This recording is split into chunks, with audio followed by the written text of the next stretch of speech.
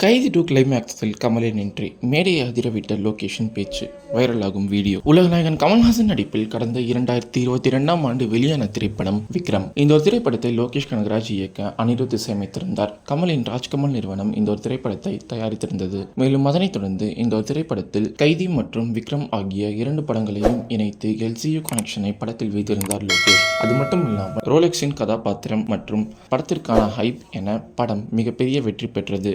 அதனைத் தொடர்ந்து லோகேஷ் கனகராஜ் அவர்கள் விஜயை வைத்து லியோ திரைப்படத்தை இயக்கினார். அந்த திரைப்படமும் LCUவில் இருந்தது. எனவே இதைத் தொடர்ந்து கைதி படத்தின் 2ஆம் பாகத்தை லோகேஷ் இயக்க இருப்பதாக தகவல்கள் வெளியாகி வருகிறது. இப்பொழுது லோகேஷ் கனகராஜ் இயக்கி ரஜினிகாந்த் நடித்து வரும் ஆகஸ்ட் 14ஆம் தேதி கூலி திரைப்படம் வெளியாக இருக்கிறது. அதனைத் தொடர்ந்து லோகேஷ் அருண் மாதேஸ்வரன் இயக்கத்தில் அவருடைய முதல் திரைப்படத்தில் நடிப்பார் என எதிர்பார்க்கப்படுகிறது. மேலும் அதனைத் தொடர்ந்து கார்த்தியும் அவருடைய 29வது திரைப்படமான மார்ஷல் திரைப்படத்தில் நடித்து முடித்த பிறகு அடுத்த திரைப்படமாக கைதி 2 இருக்கும் என எதிர்பார்க்கப்படுகிறது. தற்பொழுது வெளிவந்துள்ள தகவலின்படி கைதி 2 திரைப்படத்தில் கமல்ஹாசன் விக்ரம் கதாபாத்திரத்தில் நடிப்பார் என எதிர்பார்க்கப்பட்டு வருகிறது. மேலும் அதனைத் தொடர்ந்து சூர்யாவும் ரோலெக்ஸ் கதாபாத்திரத்தில் ஒரு கேமியோ ரோலில் நடிப்பார் என எதிர்பார்க்கப்பட்டு வருகிறது என்பது குறிப்பிடத்தக்கது.